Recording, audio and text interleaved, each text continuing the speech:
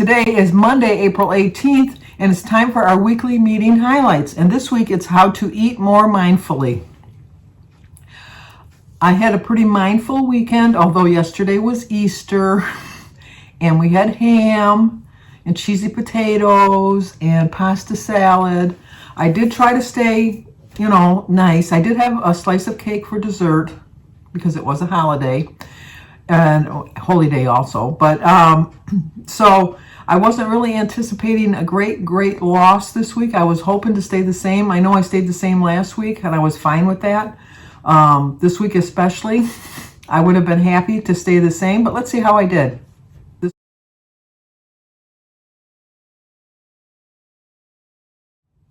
I lost 0.4.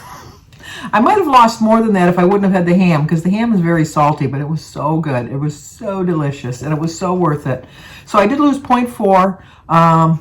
Part of that reason I might not have lost as much, besides the ham, was I have started back walking, which I find that the first week or two when I get back to my continuous walking every day, that I don't really see a great weight loss. If anything, I see either the staying the same or a slight gain. I attribute that to my muscles kind of not being used, and so they're holding fluids. They're holding, sodium or, water. They're holding water to kind of protect them. So I'm very happy, very happy with the 0.4 loss. So that brings me down to 236.6 with a total loss of 67.6. Like I said, I'm just happy, chugging away. Tiny little small losses are eventually going to lead to a bigger loss. So I have that frame of mind going. Easter for me as a Christian, it's a renewal of life. So what better way to start off today is getting back onto my new life and really work hard so I can have a bigger loss next week. But like I said, I'm going to accept any loss that I get. And the way I'm going to do that is to eat more mindfully. So they're telling us this: ever eaten something because, well, it was there? How many of us have eaten something just because it's there? And that's really normal. It really is. That's why you shouldn't bring your trigger foods into the house. That's why you should try to avoid situations that are going to make you test your willpower. Testing my willpower is going out to eat. I have no plans to go out to eat this week, so that'll be good for me. I can do that. I have healthy snacks in the house. I have a whole new energy about me that I'm just feeling really confident, and just starting off the week with a loss is always going to start you off in a good frame of mind. It really is. So the next time you want to pause, ask yourself the 5 S's before you decide what you want to do. Do you want this food because of the smell, the situation, how it sounds, or do you think it's special? That's only 4. Oh, and share. Oh, you want to share it with a friend. Okay. So do you only want foods because you can see it or smell it? Yes, like I've said before, I think that if we didn't have a clock, if we didn't have like a certain thing telling us this is breakfast time, this is lunchtime, this is dinner time, oh, it's time for a snack, oh, we're going to watch TV, we need to have something to snack on. Homemade cookies, anything baking in the oven, even if you're making a dinner and it smells so good, sometimes we're just like tempted to just taste something along the way to kind of satisfy the fact that we're smelling something good. Always try to identify this. Are you hungry because you're seeing something that you want to eat, or that you're smelling something that you want to eat, or are you truly hungry? The second thing that you want to think about are the situation you're in. Have you put yourself in a situation where you're going to make a poor food choice? Have you gone to a party that that no one's following any kind of a plan, and there's going to be all kinds of chips and dips and popcorn and like heavy caloric foods? You can avoid that situation by bringing something yourself to share and then eat from that. We say it all the time. People always say they don't want to bring a fruit and vegetable tray, but if you go to a party, that's always one of the first things that's gone is the fruit and vegetable tray. Now, if you're not a big vegetable fan, which I know a lot of you aren't vegetable fans, I'm not a big fan of Greek yogurt, but there are so many dips you can make with Greek yogurt to dip your vegetables in to kind of add them a little, kind of disguise the taste of the vegetables, I guess. I like my dips that I buy. I buy like a bagel dip or vegetable dip or spinach dip, something like that. Measure it out though. That's the key. Don't like plop it onto your plate and dip into your vegetables and then you're eating so many calories just in dip, not in vegetables. It's a dip. It's not a smear. It's not a schmear. It's a dip. So you just want to dip your vegetable in it. It's kind of like when you eat a salad, you put your dressing on the side and you take your fork and dip it into the dressing first and then onto your salad. For one thing, your dressing will go a lot farther for your salad, where if you pour it on the top of your salad, it basically is just covering the top leaves and not the bottom leaves, even if you try to mix it up. Whereas if you put a little bit on your fork and you dip it into the salad and you taste the dressing and the salad at the same time. Always be prepared. If you're not sure what they're going to be serving, ask. Then, like I said, offer to bring something. There are so many different things that you can bring to a party that people don't know are Weight Watchers. And then they'll eat them and they won't know. You know, it's just, I've been to many a party where I've tasted something and they've told me what it was, and I couldn't believe it. Not that this was low calorie, but I've never had goat cheese, and I thought, I'm never going to eat goat cheese. And somebody had served something, and I was eating it most of the night. And at the end of the night, I said, that was really good cheese. And then they told me it was goat cheese. I was like floored. I was floored. I was like, oh my God, I like goat cheese. Of course, it's cheese. That goes without saying. I'm going to like it, I guess, but I love cheese. Another thing is, how does it sound? If you're making popcorn, if you're not even going to eat popcorn, you can hear the popcorn popping. For me, I hear popcorn. I hear popcorn popping, and it kind of triggers my mind. And I go, well, I got to do some butter now, put some butter on it. Even if somebody says, well, I'm going to make this delicious, whatever, and then they start describing the dish, you might not be hungry, but as they're describing it, your taste buds are kind of going, and your savory glands, they're kind of like, okay, let's have some of this. This sounds so good. Let's have some of this. And do you think it's special? Now, there's a difference, as Joan at Joan's Pointed Plate says, is going out to dinner to have a celebratory dinner or a replacement dinner. Joan, I'm working on this still. I'm really working at this. For me, I always think if I'm going out to eat, it's a celebratory dinner. And most of the times, like when I have my sibling dinner or when I'm getting together with my friends, I'm really just replacing my dinner that night. So I could make some smarter choices, and I should make some smarter choices. My problem is that I get in the situation that I'm thinking, oh, this is my favorite restaurant. I got to order whatever I like because this is my favorite restaurant. And when I come here, I always order this. And then you walk in and you can smell the fresh bread and think, oh, I got to have some of that bread. It just smells so good. And then you hear the laughter and the people all around, the sounds of everybody having a good time. And you're thinking, I'm going to have a really good time in here. I'm going to have it. So think about it if it's special. Now, if it's a birthday or an anniversary, you're going to have something. You're going to have a slice of cake. You are. There's no harm in that. But that doesn't mean you have to have a chunk of cake. You can have a slice of cake or a piece of cake or a couple bites of cake.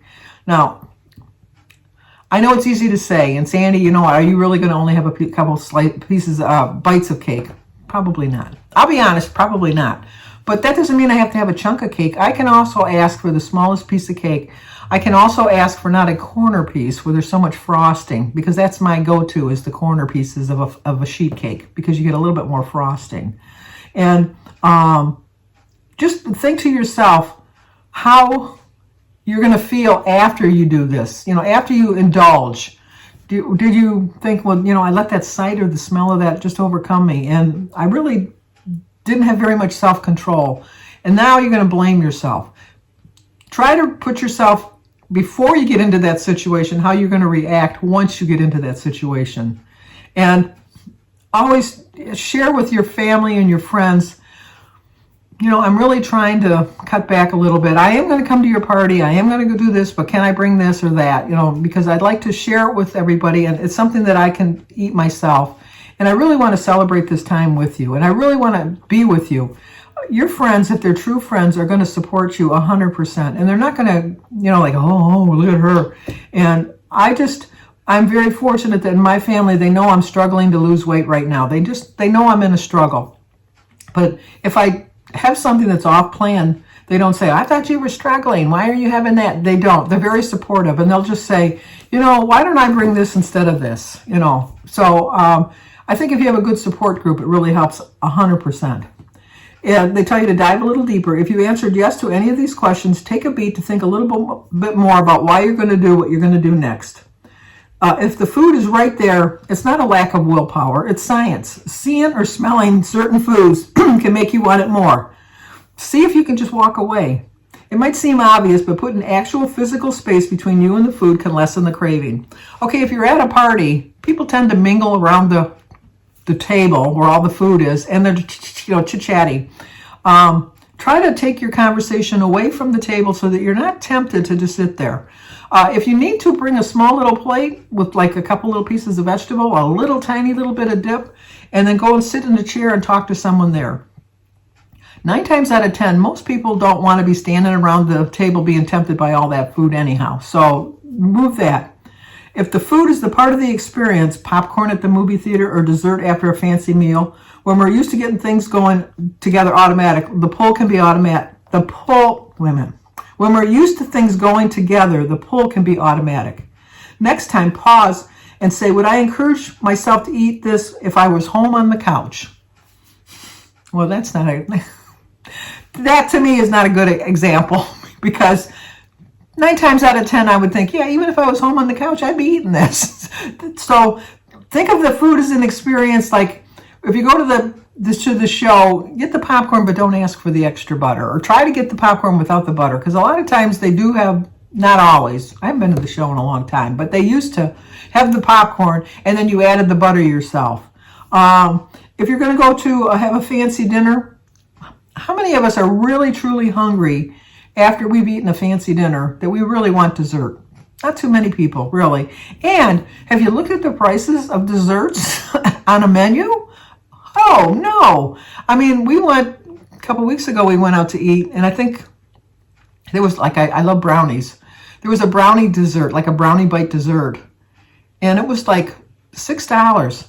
Now, I could buy a box of brownies for like $2 or $3, maybe $4 now with inflation, but I'd get a whole pan full of brownies. Not that I needed a whole pan full of brownies. I'm just saying that just think of it price-wise even. Not only calorie-wise, how much money you can save just by not ordering the dessert. And the food is special, a limited edition donut flavor, a childhood favorite you thought was discontinued. Food can seem important for many different reasons. Next time, shake off the gift wrapping, then figure out if you actually want it, or do you want it to relive the memory of it and how you feel if you ate it, and how you'd feel, how it would bring back a memory of how you felt the last time you ate it. I think a lot of us do that. I love my turtle cake. It's my favorite cake, and it just reminds me of my birthday. I always have a turtle cake on my birthday, and I just so look forward to it. If that bakery was closer to me, I would have a hard time. I would really be struggling. I really would. But the bakery is about a half an hour away from me. I really have to have a conscious thought that I'm going to get in my car and drive a half an hour, because we know I don't like to drive, that I'm going to drive a half an hour to get that cake. Thankfully, I don't do it. But maybe if it was 35 minutes, because my comfort zone for driving is 30 minutes. So you get past 30 minutes and I'm getting like my little panic and anxiety attacks. I've had this for years. I don't like driving. I just have anxiety when I drive.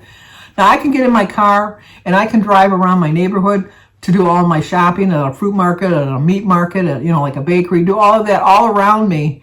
And it could take me hours, but I'm still within my 30-minute comfort zone. But I think that helps me out a lot. My other memory reflex is when I go grocery shopping. For so many years, when I'm going through, I have to pass the bakery department. There's just, the way my store is set up, there is no way that you can get what you need in the deli department and then go on to another department without going through the bakery department. And then let's face it, when you walk in the door, the first thing you smell is the bakery, because they do that because they want you to buy stuff. My muscle reflex tells me, let's stop by and look at the single donuts. During the pandemic, they didn't sell single donuts. They only sold them like in bunches of 6, and I won't, or like a half dozen or a dozen. I won't buy them because I know that they're too much of a temptation. But one donut, I'm thinking, one donut, what's it going to hurt? I'm very proud of myself that now when I go shopping, I walk through there, I look at the donuts, I do look at the donuts, but I talk myself out of the donuts because I'm thinking, do I really need the donut when I want to have a loss every week? And you might think, well, it's only like maybe 300 calories. I'll just avoid those 300 calories somewhere else. It's not the 300 calories of the donut for me. For me, it's that I eat the donut for the 300 calories and then get home and think, I already blew it. I might as well have this or I might as well have that. So think of different reasons why you want to eat the food like that. And the food just sounds good. There's a little reason menus can be a little extra when it comes to description. Words like buttery, creamy, decadent all send signals that intentionally scream, get this, it's delicious. Read the item again without any adjectives and decide how the plain old dish sounds to you. It's so true. I never thought of that until they just said that right now, because it really does describe, which they want to describe the dish. Any chef, if you watch like Top Chef or Master Chef or, Next Level Chef, they always describe the dish. Describe the dish is one of the first things the chef asks, describe the dish. And so you have to say all the ingredients that are in it. One of the reasons you say it is just in case people have allergies. But the main reason, and we all know it, is just to entice you to order it.